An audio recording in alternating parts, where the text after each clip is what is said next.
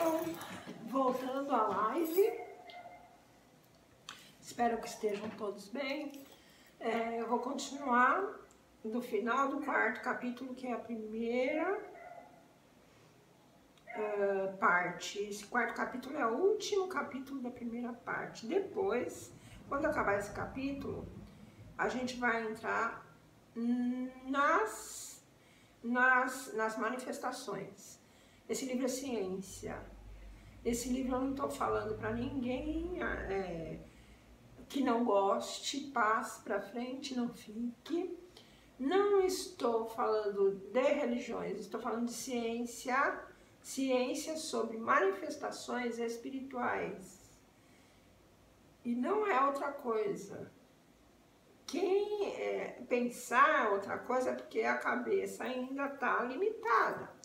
Eu não estou falando de religiões, isso daqui serve para qualquer uma religião. Inclusive aqui no Brasil, eu sempre dei aula para pessoas de todas as religiões, tenho amigos de todas as religiões, não discrimino nenhuma porque eu sei a importância de cada uma, certo? Então, continuando. Semana passada foi citado os tipos de pessoas que duvidam.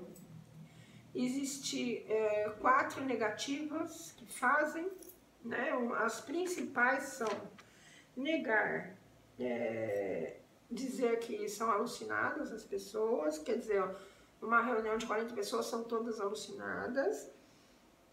O outro é o sistema do músculo estalante, quer dizer, na época, né? A mesa instalava tudo na casa, as paredes, aí veio um médico que nem foi assistir, falou que era músculo instalante de alguém ali que conseguia instalar o músculo. Bom, mas tudo bem, né? Tem gente para tudo, para falar, inventar tudo, né? Sistema sistema da negação total, né? Dizer que são todos loucos que estão ouvindo, né? 40 pessoas loucas, certo? Vamos supor. Sistema do músculo estalante, falei. E sistema da alucinação, estão todos alucinados. E sistema da loucura, estão todos loucos. Era isso que existia na época. E hoje eu acredito que pessoas ainda façam esses tipos de alegações, né?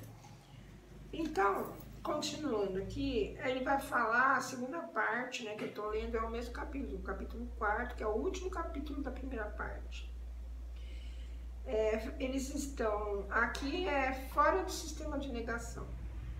Averiguada a realidade dos fenômenos, a primeira ideia que naturalmente acudiu ao espírito dos que os verificaram, as pessoas que verificaram, foi a de atribuir movimentos, magnetismo, pode ser o magnetismo das pessoas aqui, a eletricidade, né?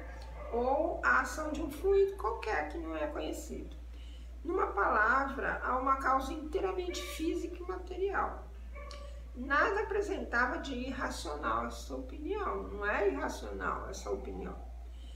E teria prevalecido se o fenômeno tivesse ficado restrito a efeitos só de movimento, né? A mesa subindo, a cestinha andando sozinha, tudo isso teria sido explicado. Mas não ficou só nisso. Uma circunstância parecia mesmo mudar tudo isso. Aconteceu alguma coisa que parecia que ia mudar tudo isso. A do aumento que em certos casos experimentava a força atuante, na razão direta do número das pessoas presentes. Quanto mais pessoas tivesse, mais aumentava a força dos movimentos. Assim, cada uma destas podia ser considerada como um dos elementos e uma pilha elétrica humana, certo? Já dissemos que o que caracteriza uma teoria verdadeira é o poder de dar a razão de tudo. Uma teoria verdadeira é quando você explica ela pela razão, tanto em qualquer área da ciência, certo? já dissemos que o que caracteriza uma teoria verdadeira é o poder da razão, de dar a razão de tudo que está acontecendo. Se, porém, um só fato que seja a contradiga, é que ela é falsa, incompleta ou, por demais, absoluta. Ora, foi o que não tardou a reconhecer-se quanto a isto. Então, alguma coisa aconteceu, porque eles falavam, os fenômenos, eles ficavam mais fortes quanto mais gente tinha. Então, eles aludiram os fenômenos aqui, as pessoas que estavam ali presentes, elas traziam energia elétrica, energia magnética do corpo, e aí isso era o que causava o efeito. Engraçado que nas reuniões, nos shows, a gente não vê esses efeitos acontecendo, não é verdade? Milhares e milhares de pessoas ali. Imagina se fosse isso, o que não aconteceria nesses shows que vão milhares de pessoas? Nossa, dava para revolucionar o mundo, né? Que era o que as pessoas, os artistas sempre desejaram, né? Criar uma coisa que tivesse uma concepção de mundo da cabeça deles. Então, os movimentos e as pancadas deram atuais inteligentes, deram sinais inteligentes, obedecendo à vontade e respondendo ao pensamento. Haviam, pois, de originar-se de uma causa inteligente, porque não era só movimento, eles começaram a responder. Eles começaram a responder, inclusive, questões que estavam só no pensamento da pessoa. Havia, pois, de originar-se de uma causa inteligente.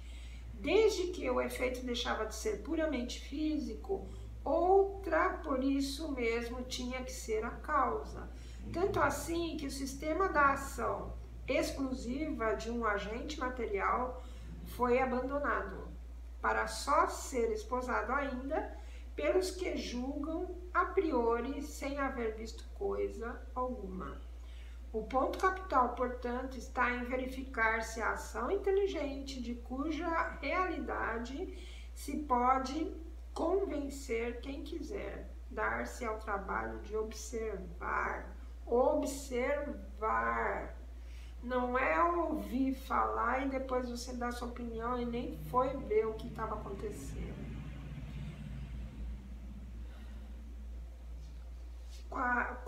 O sistema de reflexo agora. Texto 43. Reconhecida a ação inteligente, eles reconheceram, porque como é que podia ser? Acho que a cestinha que tinha um lápis, né, que eles descobriram depois como usar aquilo para escrever. Como é que a cestinha respondia? E respondia às vezes até o pensamento que ninguém tinha falado. Sistema de reflexo. Reconhecida a ação inteligente, restava saber ainda de onde vinha essa inteligência. Julgou-se que bem podia ser a do médium, ou a dos assistentes a se refletirem como a lua ou os raios sonoros, ou os raios sonoros. Era possível, só a experiência poderia dizer a última palavra, era possível. Mas notemos, antes de tudo, que esse sistema já se afasta por completo da ideia puramente materialista. Para que a inteligência dos assistentes pudesse reproduzir-se por via indireta, preciso era de admitir existisse no homem um princípio exterior do organismo. Se conseguisse transmitir o pensamento de um para outro, né? Então tinha também uma coisa extra aí, fora do corpo. Se o pensamento externado fora sempre dos assistentes, a teoria da reflexão estaria confirmada. Mas, embora reduzido a estas proporções, já não seria do mais alto interesse o fenômeno. Mas, embora reduzido a essas proporções, quer dizer, chegou-se à conclusão que poderia ser uma mente passando para outra, esse pensamento, e aí escrevia lá sozinha a resposta da pergunta. Mas, embora reduzido a estas proporções, já não seria do mais alto interesse o fenômeno, já não seria coisa bastante notável o pensamento a repetir-se, repercutir num corpo inerte, né? Eles estavam imaginando assim, era uma teoria. O pensamento da própria pessoa que estava ali na reunião passava e fazia um movimento. E era o próprio pensamento dela que respondia, sem ela saber. Aí ele diz aqui, já não haveria aí o que existisse a curiosidade, já isso ia ser impressionante, certo? Mesmo que fosse isso. Já não haveria aí o que excitasse a curiosidade dos sábios? Porque então a desprezaram eles, que se afadigam na pesquisa de uma fibra nervosa? É a pergunta que ele faz. Isso já não seria uma coisa interessante de ser estudada? E eles que ficam em cima de uma fibra nervosa lá matutando o que acontece, eles não teriam interesse em saber como uma mente transmitiria aquele movimento para a peça e ainda dando respostas e ainda adivinhando o pensamento do outro. Não seria isso um caso disso? Até na Rússia eles fazem pesquisa disso. Mas na época eles que desprezaram. Só a experiência, dizemos, podia confirmar ou condenar essa teoria. E a experiência a condenou, porque demonstra a todos os momentos e com os mais positivos fatos que o pensamento expresso não somente pode ser estranho ao dos assistentes, mas que lhes é muitas vezes contrário, que contradizia todas as ideias preconcebidas ali das pessoas presentes e frustrava todas as previsões. Quer dizer, era uma coisa que não estava na cabeça de ninguém ali, o que estava falando, o que estava mostrando. Com efeito, difícil me é acreditar que a resposta provenha de mim mesmo. Quando a pensar no branco, se me fala em preto, certo? Então, eles fizeram testes, eles também começaram a testá-los a eles mesmos para ver se era o pensamento deles que estavam fazendo aquilo. E vinha tudo ao contrário, respostas contrárias, porque eles faziam perguntas e a mesa respondia com sim e não. Depois eles foram sofisticando isso e conseguiam outro tipo de resposta, que era amarrar um lápis a uma cestinha e o lápis escrevia sozinho, mas precisava da cestinha. Por quê? A cestinha era um corpo que podia ser movimentado com fluido do ectoplasma. Isso eu estou falando hoje porque a gente já estuda isso há anos. Há muitos anos, desde Kardec, há quase 200 anos que existe essa história. Em apoio da teoria que apreciamos, costumam invocar certos casos em que são idênticos o pensamento manifesto e o dos assistentes. Em apoio à teoria, né, que apreciamos. Mas que prova isso, senão que estes podem pensar como a inteligência que se comunica? Então ele diz que mesmo assim, quando acontecia do pensamento expresso pelo fenômeno ser igual das pessoas que estavam ali, poderia ser mesmo porque seria uma mentalidade igual das que estavam presentes, mas não provaria que era de cada um ali dentro. Não há por que pretender-se que as duas opiniões devam ser sempre opostas. Quando no curso de uma conversação, aquele que pergunta emite um pensamento parecido ao que se está na mente, aí você diz, por isso que de vós mesmos vem o pensamento, né? Se você está ele está usando um exemplo, você está numa assembleia, aí você quer provar que aquela manifestação inteligente é reflexo do pensamento das pessoas ali. Aí você faz uma pergunta, ela responde aquilo que você acha. É isso que vai provar que é a sua mente que está ali? Essa é a pergunta que ele fez. Bastam alguns exemplos, em contrário, bem comprovados para que positivado, fique, não ser absoluta esta teoria. Então eles chegaram, ele é um cientista, ele foi observando, ele foi fazendo testes, ele fez testes o tempo inteiro. O lema de Hippolyte Léon Denis Rivel, que era este francês com o apelido de Allan Kardec, cientista, discípulo de Pestalozzi, era o seguinte, o lema dele: é preferível negar 10 verdades do que aceitar uma mentira. Como explicar pela reflexão do pensamento as escritas feitas por pessoas que não sabem escrever?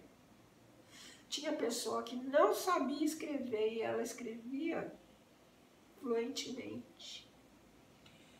E existe, e na nossa época eu sei de pessoas assim, que escreveram livros analfabetas, comprovadamente analfabetas.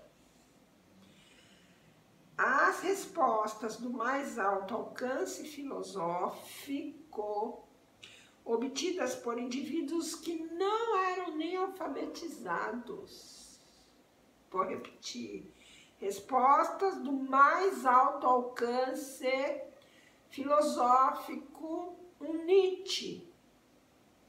Aparecia essa ideia de uma pessoa que não sabia nem escrever, e ela escrevia porque estava acontecendo fenômeno através dela, certo?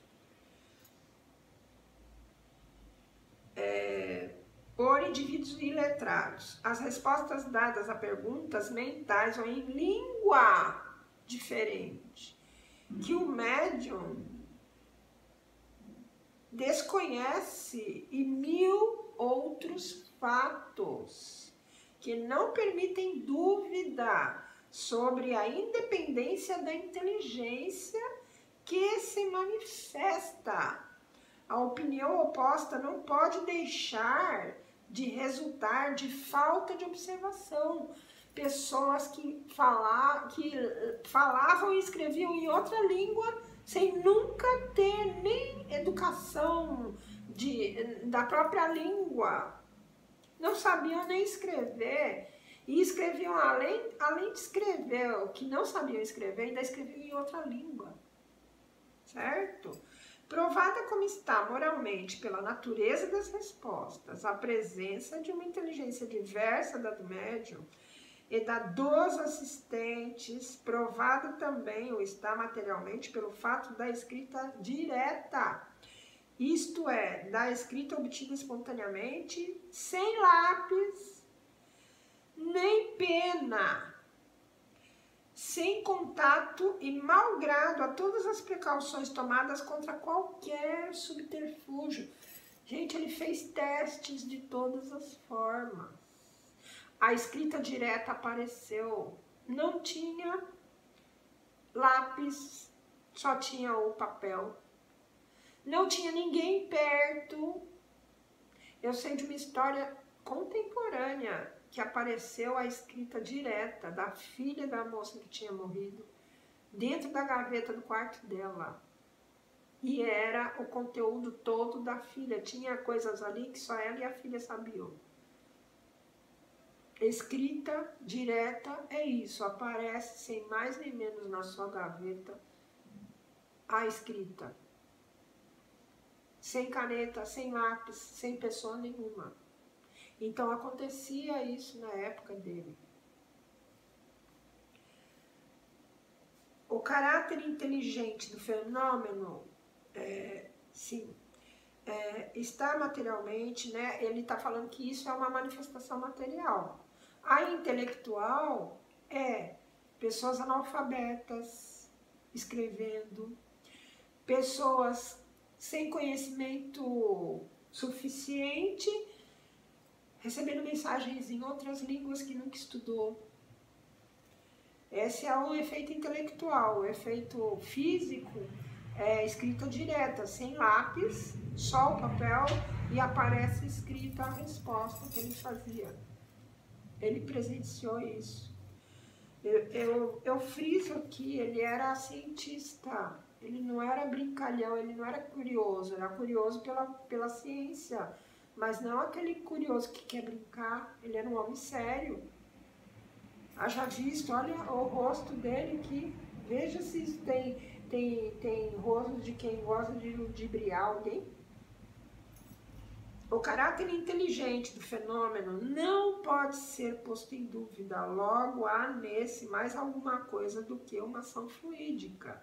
Não era só fluido tirado de alguém ali, tinha uma inteligência e essa inteligência se manifestava diferente muitas vezes de um nível altíssimo que ninguém ali tinha. Logo há nele mais alguma coisa, certo? E da escrita obtida, espontaneamente já li, sem contato e mau grado a todas as preocupações tomadas contra qualquer subterfúgio. Então ele se precavia para ver se não tinha alguma coisa dentro da onde ele colocava o papel, se tinha alguma forma de alguém escrever sem ele ver. Isso eu acho que nem dava, né? Se hoje em dia já seria difícil isso acontecer, imagina naquela época. Logo, há nele mais alguma coisa do que uma ação fluídica, não era só fluido. Depois, a espontaneidade do pensamento expresso contra toda expectativa e sem que alguma questão tenha sido formulada, não consente se veja nele um reflexo dos assistentes. Então ele descartou essa possibilidade. Não era um reflexo das pessoas que estavam ali. Em alguns casos, o sistema do reflexo é bastante descortês. Quando numa reunião de pessoas honradas, honestas, surge inopinadamente uma dessas comunicações de revoltante grosseria, fora desatencioso para com os assistentes, pretender-se que ela haja provindo de um deles, né? Ele está dizendo que seria bem descortês com as pessoas que estão ali, quando vinha uma comunicação bem chula, né, de uma pessoa bem vulgar, e dizer que aquela comunicação vulgar é das pessoas que estavam ali, pessoas educadas, pessoas honestas, né? E ele fala que isso era até descortês, sendo provável que cada um se daria pressa em repudiá-la. Aí ele põe, né, veja o livro dos Espíritos, introdução, parágrafo 16. Aí tinha o sistema de alma coletiva. Constitui uma variante desse anterior, uma variante do sistema do reflexo, né? E segundo este sistema, apenas a alma se manifesta, porém identificada com a de muitos outros vivos. A alma do próprio médium se manifesta e como se identificasse com todas as almas que estivessem ali, uma alma coletiva. Por isso a variedade de informações, a variedade até de outras línguas. Porém, identificada com a de muitos outros vivos, presentes ou ausentes, formando um todo coletivo, em que se acham reunidas aptidões, a inteligência e os conhecimentos de cada um. Isso era uma outra teoria, certo? Conquanto a atitude, conquanto a se intitule a luz é comunhão. A luz do fenômeno do espírito, mesas falantes, sonâmbulos, médios, milagres, magnetismo, espiritualismo, poder da prática da fé. Por Emab Tripsé, esse é o autor. Uma alma coletiva que escreve por intermédio de uma prancheta. Isso foi de Bruxelas em 1858. Então, é porque, como eu falei para vocês, naquela época isso estava acontecendo em muitos lugares. Bastante na França, mas tinha na Inglaterra, Tinham as irmãs Fox da Inglaterra, que aconteciam muitos efeitos quando elas estavam presentes, eram crianças. Então aqui ele está falando que surgiu essa ideia também, desse reflexo da cabeça do médium e estar ligado com todas as almas ali e as de fora também, por isso que vinha tanta informação diferente, né?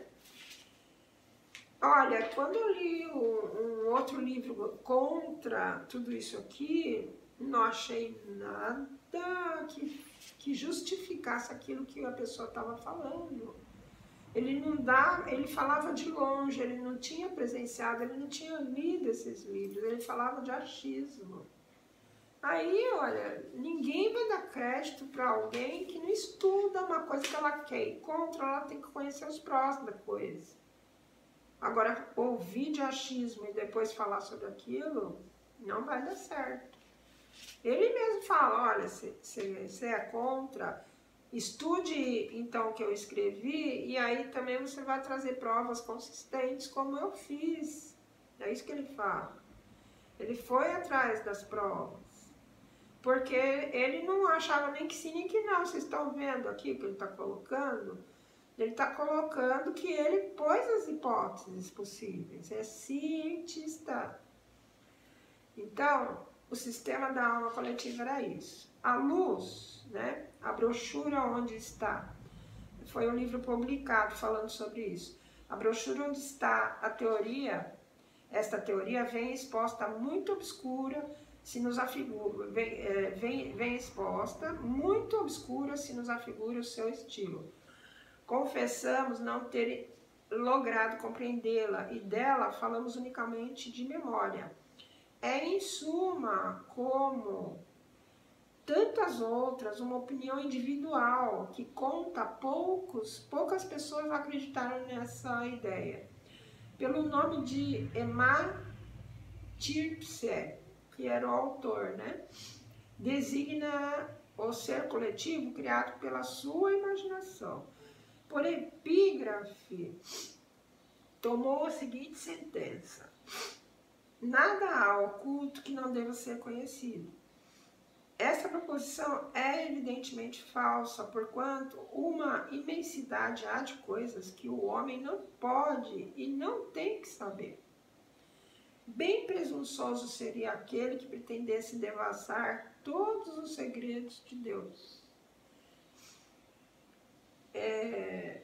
Então, esse sistema de alma coletiva, ele foi colocado, foi escrito um livro chamado A Luz sobre isso, mas ele leu e ele não lembrava totalmente, né? Ele falava porque ele não compreendeu, e ele lembrava de memória que tinha um cientista que tinha escrito isso. Era um escritor, né? Que ele teve a ideia de dizer que era essa alma coletiva aí. Aí vem o sistema sonambúlico. Mais adeptos teve este que ainda conta alguns. Admite, como o anterior, que todas as comunicações inteligentes provêm da alma ou espírito do médium, certo? Esse é o sistema sonambúlico. Mas para explicar o fato de o médium tratar de assuntos que estão fora do âmbito de seu conhecimento, em que de supor a existência nele de uma alma múltipla, atribui essa aptidão a uma sobreexcitação momentânea de suas faculdades mentais, a uma espécie de estado sonambúlico ou estático que lhe exalta e desenvolve a inteligência. Não há que negar, em certos casos, a influência desta causa. Porém, a quem tem observado como opera a maioria dos médiuns, que é o que ele fez, essa observação basta para lhe tornar evidente que essa causa sonambúlica não explica todos os fatos que ela constitui, todos os fatos, e ela constitui exceção e não regra. Então ele diz aqui que sim, muitas vezes O sonâmbulo, ele manifesta a própria alma dele, certo? Os próprios conhecimentos dele.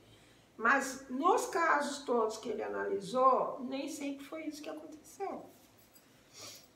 Então ele diz que isso daí é uma exceção, o sonâmbulo falar de si mesmo, da sua vivência. E você pode falar, mas foi de outras vidas. Então só aí você já está supondo a existência do espírito que tem várias vidas, certo? Aqui não se trata disso, não. Essa aí seria uma vida só. Ele está se relacionando a uma alma coletiva e a alma só teria vivido aquela vida. Por isso que ele explica, a alma coletiva, ela capta, ela abrange a alma dos que estão ali e mais, não é a alma, a mente dos que estão ali e mais a mente de tudo que tem externo. Seria uma alma, né, que ele colocou, alma coletiva. Então já aceita a existência da alma e que, aliás, ele falou, né? Essas aqui são afirmações já partindo do princípio da alma, da existência da alma. Porém, pelo que ele analisou, não dava para tirar essa conclusão. Por quê? Primeiro, ele analisou milhares e milhares de manifestações, ele já colocou isso. Quem quiser saber quais foram essas manifestações, é só acompanhar a Revista Espírita. São 12 volumes, cada um dessa grossura.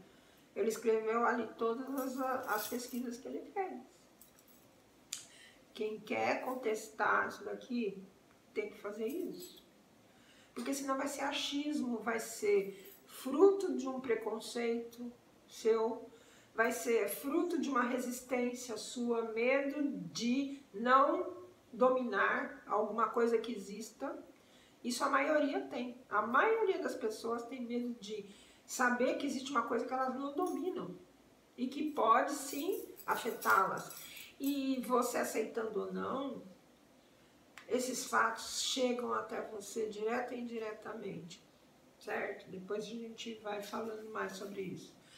Poder-se acreditar que fosse assim se o médium tivesse sempre ar de inspirado ou de estático. Aspecto que, aliás, me seria fácil aparentar perfeitamente se quisesse representar uma comédia. Então aqui ele está falando que toda vez que essa manifestação acontecesse no sonâmbulo, ele ficasse sempre assim. A minha irmã é sonâmbula. E ela ficava assim, estática, o olho parecia que não enxergava nada. Se fazia assim, não tava ela estava de olho aberto, mas não enxergava nada. E isso que ele quer dizer, né? Ele diz que poder-se acreditar nisso se fosse sempre essa aparência, mas pelo que ele pesquisou, não era, às vezes não era assim. Se quisesse representar uma comédia. Como, porém, se há de crer na inspiração, quando o médium escreve como uma máquina, sem ter a mínima consciência do que está obtendo, é o caso de Chico Xavier. Chico Xavier, ele ficava conversando e a mão dele estava escrevendo um livro ali. E ele conversando com outra pessoa. Isso na nossa época. Se há de crer na inspiração, quando o médium escreve como uma máquina, sem ter a mínima consciência do que está obtendo, sem a menor emoção, sem se ocupar com o que faz, distraído, rindo e conversando de uma coisa e de outra, concebe-se a sobreexcitação das ideias. Mas não se compreende possa fazer que uma pessoa escreva sem saber escrever. Certo? Ele está falando que até poderia ser que um médium estivesse lá, né, rindo, fazendo outra coisa e escrevendo outra. Ele está lá, quando você vai ver, ele escreveu uma coisa completamente oposta ao que ele estava falando para o outro. E ainda nesse caso ele fala, tudo bem, e aqueles que não sabem nem ler, nem escrever, escrevendo, mecanicamente falando, conversando com outras pessoas? Concebe-se a sobreexcitação das ideias, mas não se compreende possa fazer que uma pessoa escreva sem saber escrever. E ainda menos quando as comunicações são transmitidas por pancadas, ou com o auxílio de uma prancheta de uma cesta. a prancheta, andava sozinha, escrevia sozinha. A cesta, eles amarravam um lápis e esperavam ela sair escrevendo sozinha. Escrita direta, sem lápis. No curso desta obra, temos ocasião de mostrar a parte que se deve atribuir à influência das ideias do médium. Aqui, nesse livro, ele fala como que você sabe que é a influência do médium. Ele explica como saber. Todavia, tão numerosos e evidentes são os fatos em que a inteligência estranha se revela por meio dos sinais incontestáveis que não pode haver dúvida a respeito. O erro de maior parte dos sistemas que surgiram nos primeiros tempos do Espiritismo está em haverem deduzido os fatos insulados como conclusões gerais. Então, eles pegaram fatos isolados e tomaram como conclusão geral. Sistema pessimista, diabólico ou demoníaco. Esse aí tem um monte de gente que ainda pensa assim. Entramos aqui numa outra ordem de ideias. Comprovada a intervenção de uma inteligência estranha, tratava-se de saber de que natureza era essa inteligência. Sem dúvida que o meio mais simples consistia em perguntar isso, certo? Você vai lá e perguntar onde você vem. Algumas pessoas, contudo, entenderam que esse processo não oferecia garantia bastante e assentaram de ver em todas as manifestações unicamente uma obra diabólica. Porque aí muitos já viram que realmente era uma inteligência extra, não era uma inteligência ali dos médiuns, não era. Então era alguma coisa diabólica. Porque o homem não seria capaz de realizar, certo? Deixa eu só ver, eu dividi em 4 esse último capítulo, porque ele é muito grande, certo? Deixa eu só ver se tá... Aqui, aqui,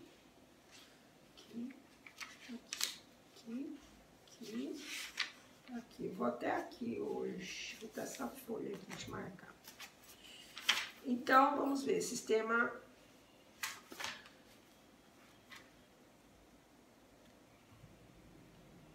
eu já tô chegando no fim, da onde eu tenho que ir. Até aqui.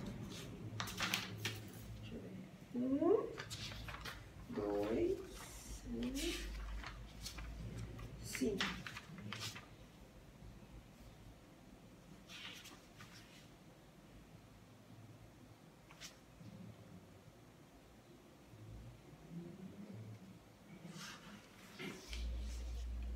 Aqui. Não, sonambúlico já foi, né? Aqui, tá. Então só tem mais um trechinho.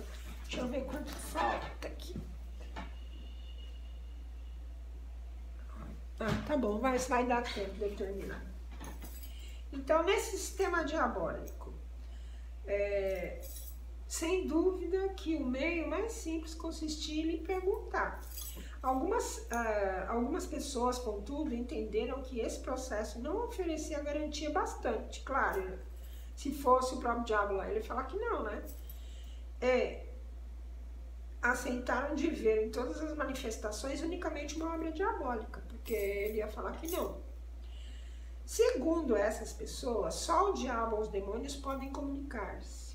Conquanto fraco eco encontre hoje esse sistema, é inegável que gozou por algum tempo de certo crédito devido mesmo ao caráter dos que tentaram fazer que ele prevalecesse.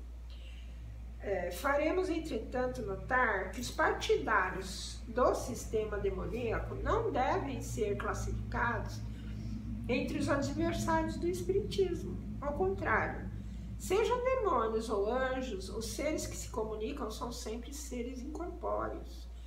Ora, admitir a manifestação dos demônios é admitir a possibilidade da comunicação do mundo visível com o mundo invisível, ou pelo menos com uma parte desse último, né?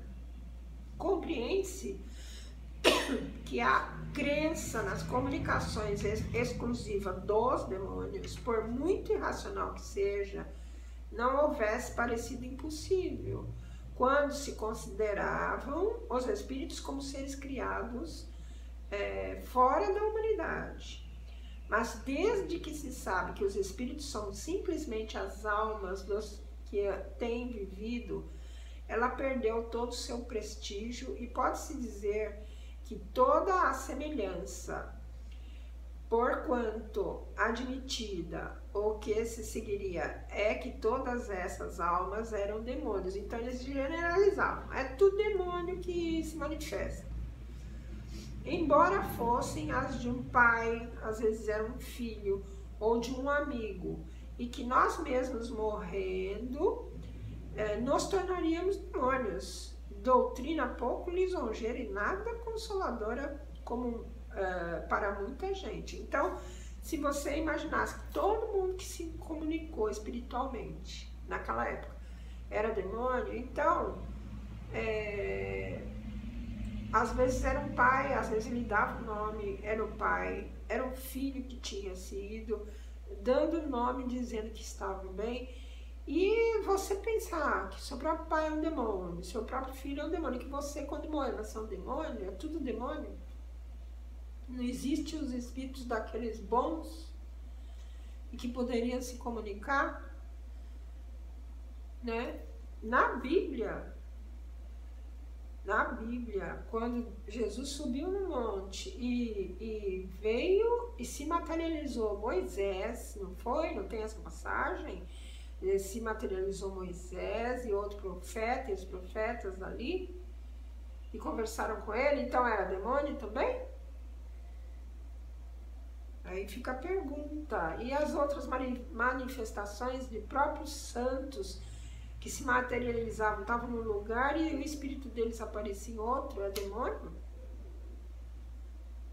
Então, veja que não faz sentido esse tipo de colocação, é o que ele está colocando aqui, é o que ele está falando aqui.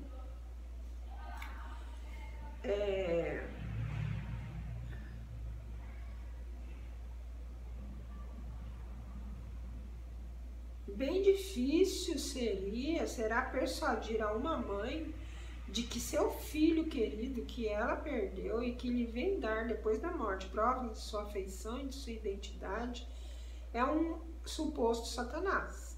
Sem dúvida, entre os espíritos há os que são muito maus e que não valem mais do que os chamados demônios, certo? Existem sim, por uma razão bem simples, a de que há homens muito maus que, pelo fato de morrerem, não se tornam bons. A questão está em saber se só eles podem comunicar-se conosco. Ao que assim pensam, faremos as seguintes perguntas. Então, você é daqueles que pensa que só os demônios se comunicam. Então, ele vai fazer 3 perguntas. Primeiro, há ou não há espíritos bons e maus? Segundo, Deus é ou não mais poderoso do que os maus espíritos, ou do que os demônios, que assim lhes quiser chamar. Isso eu sempre questionava o pessoal que vinha falar, vinha na minha porta falar sobre a Bíblia e colocavam o demônio como sendo mais forte que Deus. Eles tinham pavor, como se o demônio fosse mais forte que Deus. Para mim isso é falta de crença em Deus. Não existe algo superior a Deus, Ele tem o controle de todas as coisas. Por que Ele só permitiria que o mal se manifestasse? O que tem na Bíblia é contra o quê? Que eu acho que está certo. Tudo ali está certo, às vezes mal interpretado. Mas na Bíblia está escrito, não consulteis aqueles que falam sobre o futuro. Porque existe uma série de coisas que Não adianta você saber o futuro, você tem que viver no agora, você tem que fazer as coisas agora. Saber se você vai morrer ou não, se vai acontecer acidente ou não, não sei mais o que, não sei mais o que. Se tiver que acontecer, vai acontecer, você sabendo ou não. Pra que você tem que saber o futuro? Tem coisas que você pode mudar agora. Faz agora o certo que teu futuro vai ser bom. Mas aqui, voltando ao assunto, ele está falando aqui, Deus é ou não mais poderoso do que os maus espíritos? Ou do que os demônios, se assim quiser chamar? Então veja bem que essa coisa de falar que não tem que ter, que isso é coisa do demônio, por que Deus, na sua bondade infinita, não permitiria que um filho viesse falar para sua mãe, eu estou bem, e só permitiria que o demônio se manifestasse? Por quê? Então você está colocando o demônio mais forte que Deus. É isso que ele está perguntando aqui. Deus é ou não é mais forte? Terceira pergunta. Afirmar que só os maus se comunicam é dizer que os bons não o podem fazer. Sendo assim, uma das duas, certo? Se você afirma que só os maus se comunicam, então os bons não podem fazer. Na sua cabeça, os bons nunca vão poder fazer isso. Assim, das duas, uma. Ou isto se dá pela vontade ou contra a vontade de Deus. Se é contra a vontade de Deus, é que os maus espíritos podem mais que Deus, certo? Se não é pela vontade de Deus que eles se manifestam, então eles podem mais que Deus. É o que você está pensando. E se por vontade sua, pela vontade de Deus, se pela vontade de Deus, em sua bondade, é que os maus espíritos podem ser mais fortes que Deus. Se por vontade de Deus não permitiria ele que os bons fizessem o mesmo para contrabalançar a influência dos maus? Essa é a terceira pergunta. Se Deus permite que os maus se manifestem, por que ele não permitiria que os bons se manifestem também? Pela vontade de Deus, seria o justo para contrabalançar. Quarto, que provas vocês podem apresentar da impossibilidade em que estão os bons espíritos de se comunicarem? Qual é a prova de que eles não podem se comunicar?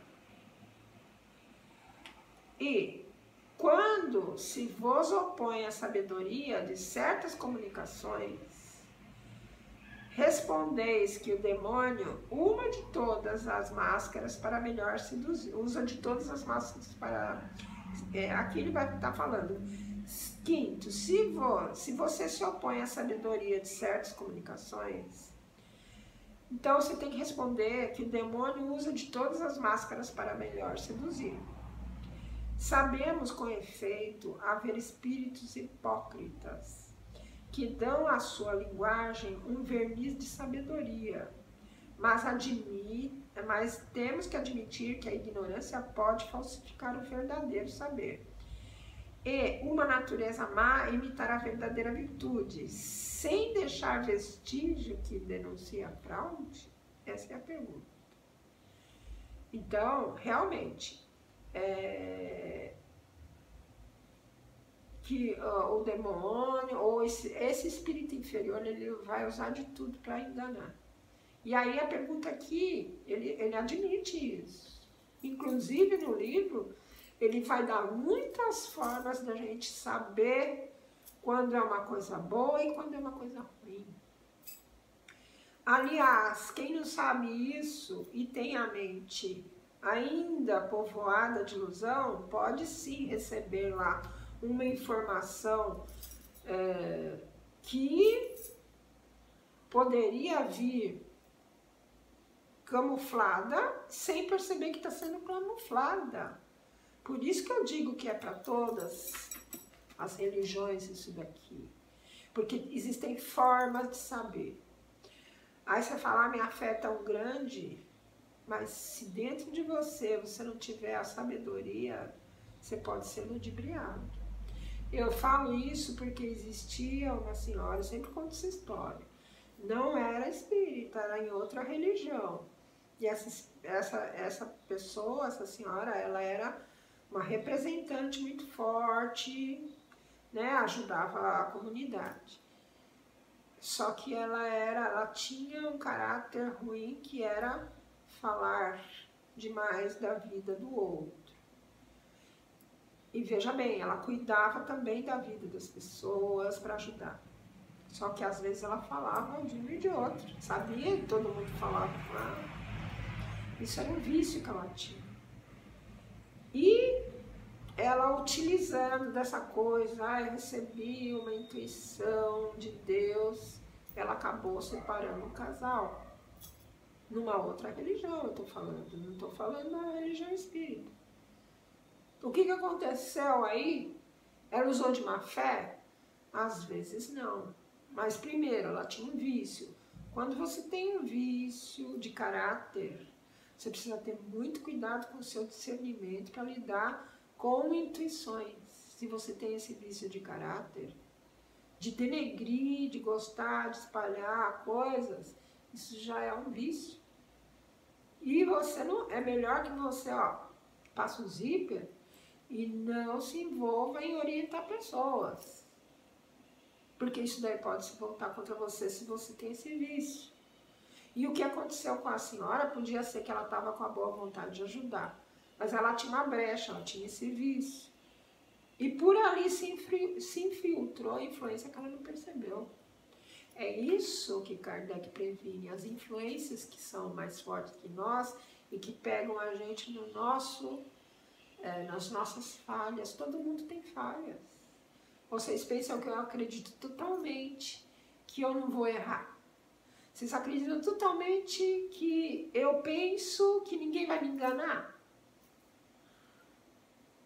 Eu fui aqui mesmo no Instagram constantemente enganada por fakes, só que não sou trouxa para ficar dando dinheiro para um e para outro. A hora que eu percebia que eu estava sendo enganada, eu deletava, bloqueava a pessoa. Então, o que me salva, através desse livro aqui, é eu saber que eu sou falha. É eu saber que eu posso cair em tramóias, é eu saber que eu posso me enrolar. Por isso, o meu olho, para mim mesma, é assim, ó. Muito maior do que vocês imaginam. Por quê? Porque a gente tem que desconfiar de si mesmo. Como é que a gente fala? Meditação, conhece-te a ti mesmo. Nesses livros a gente encontra essa citação. Conhece-te a ti mesmo. É o único jeito da gente se livrar de cilada, se achar o super e ser enrolado por entidades. Aí sim entra a sua crença no demônio. 2 olhos e mais todos os olhos que você puder ter não são suficientes, mas sobre si mesmo, sobre orgulho, vaidade. Quantos líderes de religião você não conhece que já levou populações a suicídio? Tem vários casos aí, é só você pesquisar na internet, que hoje a gente encontra fácil. Quantos deles? Falta de autoconhecimento e de conhecimento desse plano que atua sobre nós. Você acreditando ou não nisso, você recebe influência disso. Por quê? Nós somos falhos, não somos anjos. Não somos perfeitos. Por que a gente precisa orar e vigiar?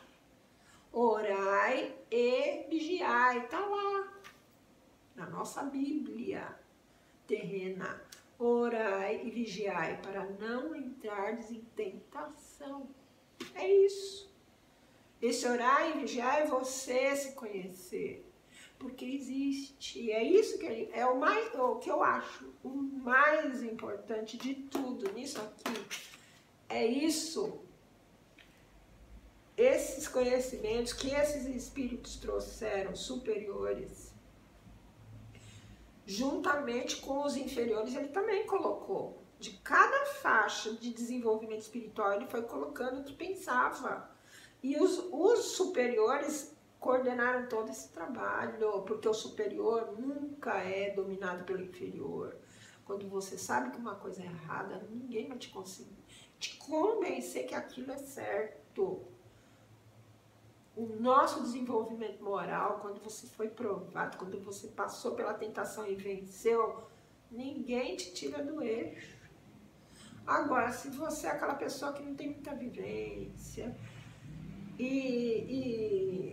se esquiva, né, da vivência com as pessoas para ser o santo e não vai na experiência e se envolve com as pessoas no bom sentido, para conhecer, para ser ser humano, você é um sério candidato a ser ludibriado por aqueles que são muito mais espertos que você e estão vendo ali.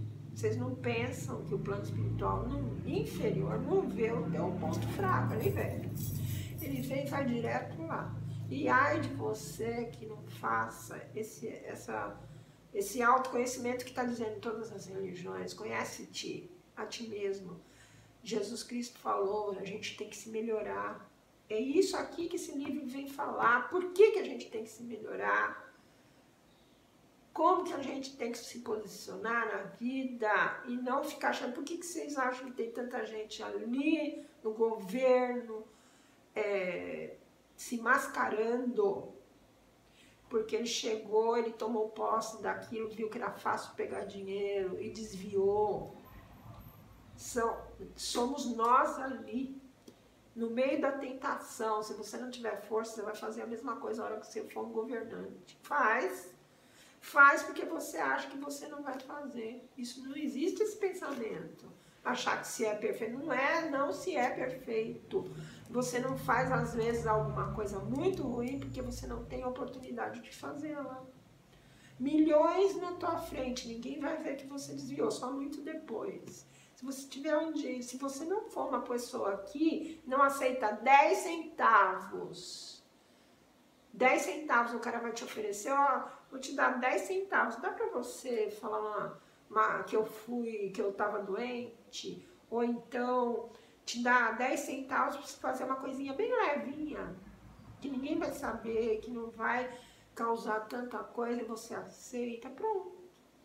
Já é ali o pontinho que vai se tornar depois um cara preso lá na cadeia, ou um pai de família que se transviou e foi parar na cadeia, como muitos desses políticos aconteceu com eles. Eles não admitem e continuam lá, porque eles acham que eles são honestos.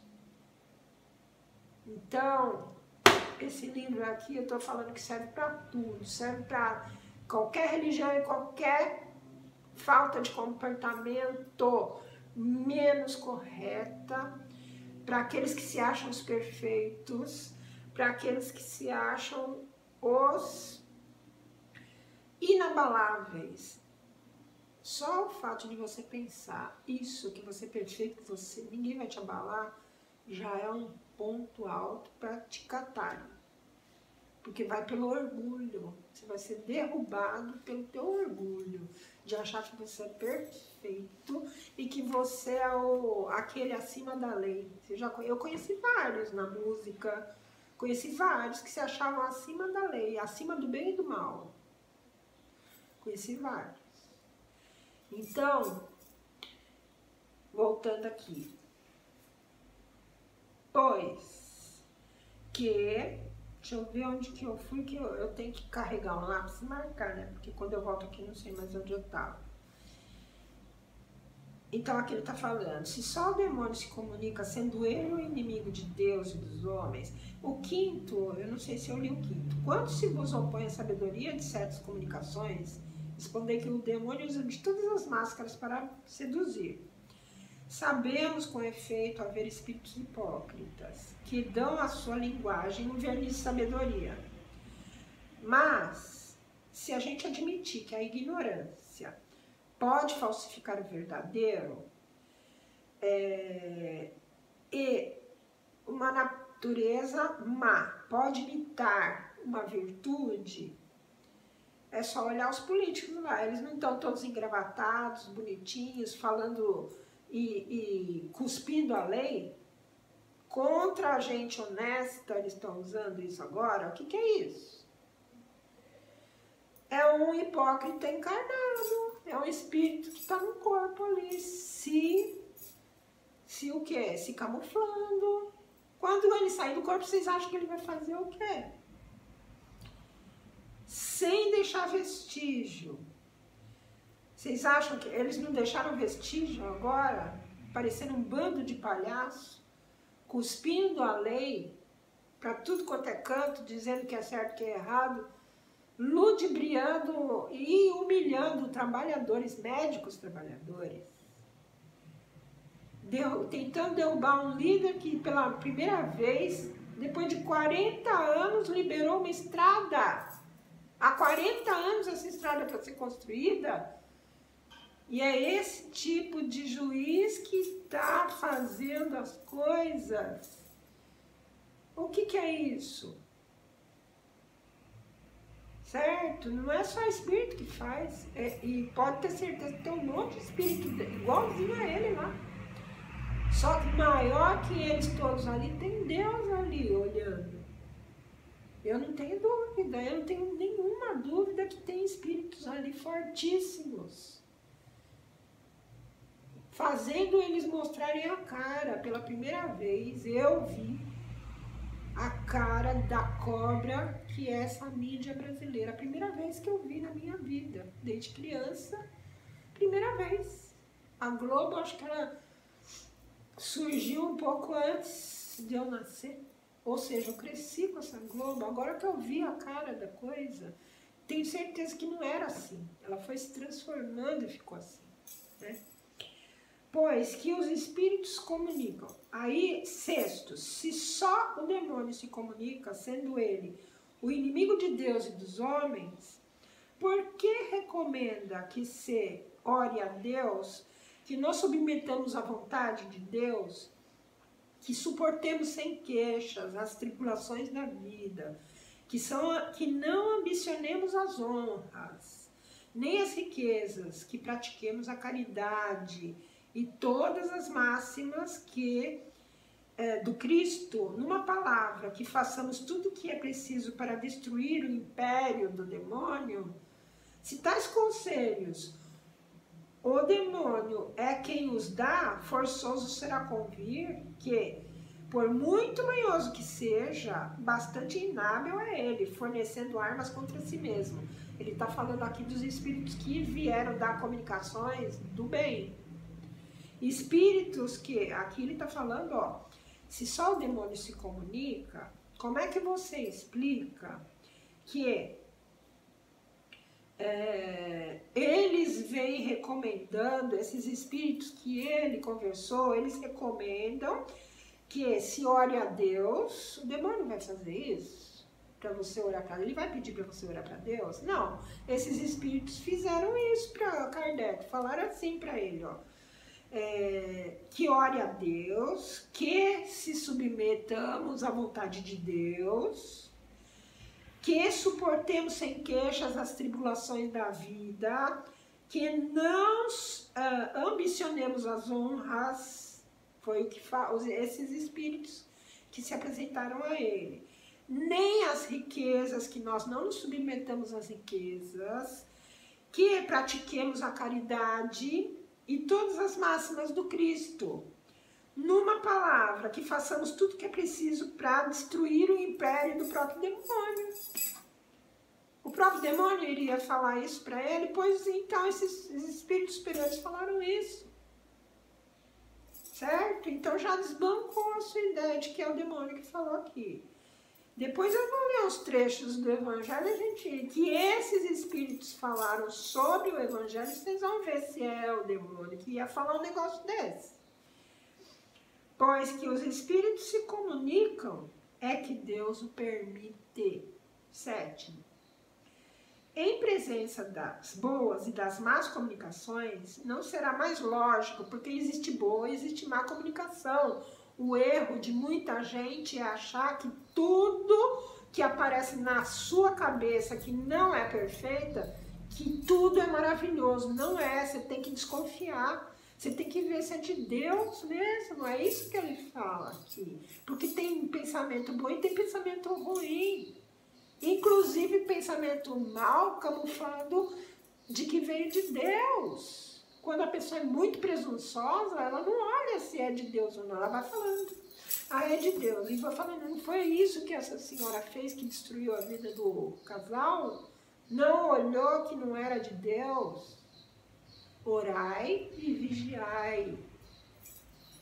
Pois que os espíritos se comunicam é que Deus permite. Em presença das boas e das más comunicações, não será mais lógico admitir-se que umas Deus as permite para nos experimentar e as outras para nos aconselhar ao bem. Deus permite que a gente seja enganado para ver até onde a gente acredita no mal. Deus permite.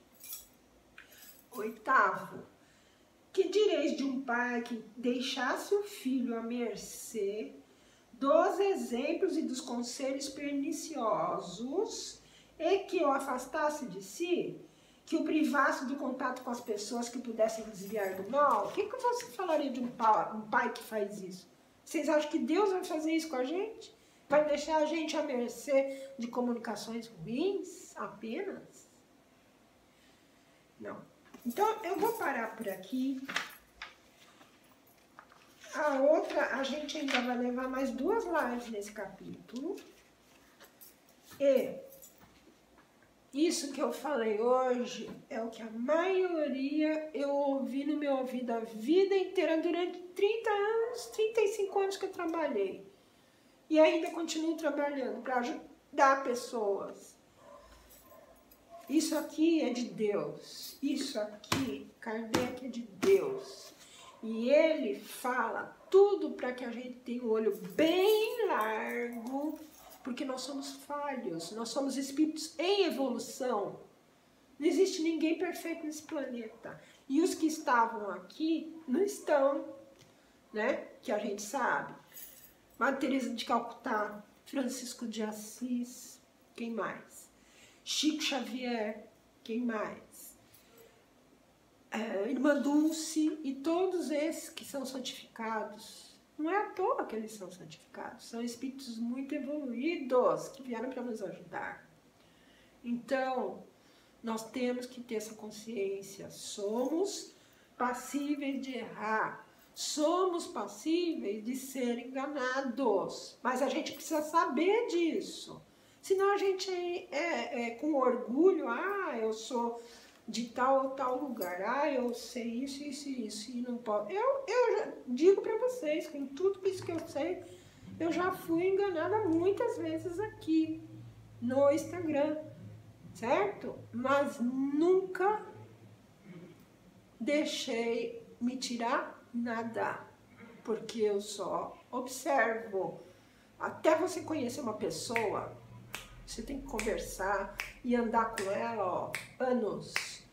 Então, as pessoas que tentaram me fazer um embuste aqui, só conseguiram o quê? Me convencer até um certo tempo. Depois, quando elas abriram o jogo do que elas estavam querendo, aí eu via se era amigo, se era embusteiro, se era pilantra, se era ladrão. E dependendo do caso, tá deletado e bloqueado até hoje, não vai sair do bloqueio, certo? Então, eu não me acho passível de não ser enganada, não. Trouxa é quem pensa isso. Trouxa é quem pensa que só indo em determinado lugar não vai ser enganado. Tá cheio por aí de quem frequenta lugares bons e de quem não frequenta lugares bons. Todos são passíveis de ser enganados. E isso aqui é a única coisa que eu encontrei até hoje que me abriu o olho, que me fez pisar com o pé firme no chão. Por quê? Porque nós precisamos de clareza, nós precisamos de auxílio, nós precisamos de sabedoria. E Deus permite que é bom. Ele permite que é ruim para testar. Todas essas coisas ruins que a gente está vendo para testar nossa paciência, testar nossa caridade, testar nossa compreensão, tudo é para nos ensinar, certo? Só que a gente precisa saber o que é teste e o que é benção. Senão a gente confunde um com o outro. Aí, quando confundir a bênção com uma coisa errada que tem dentro de nós e a gente não está vendo, orgulho, egoísmo, ambição, é isso que acontece. A gente acaba caindo em armadilhas, certo? Então tenham um bom final de semana, reflitam e, lembrando, isso daqui foi pesquisa científica antes de se tornar religião.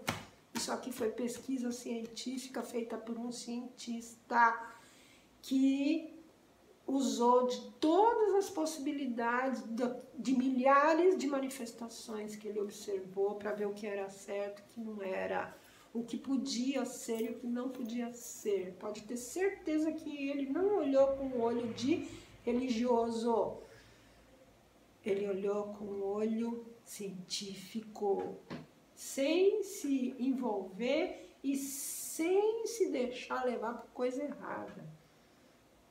Vou repetir o lema dele. É preferível negar 10 verdades. É preferível negar 10 pessoas verdadeiras que vêm falar com você aí no Instagram do que aceitar uma que seja falsa, porque essa daí pode acabar com a sua vida. É preferível aceitar, negar 10 verdades do que aceitar uma mentira, certo? Quem age assim está muito mais perto de ser bem-sucedido do que quem acha, nunca nada de errado vai acontecer comigo, eu sou uma pessoa perfeita, eu sei enxergar o certo do errado e nunca vou enxergar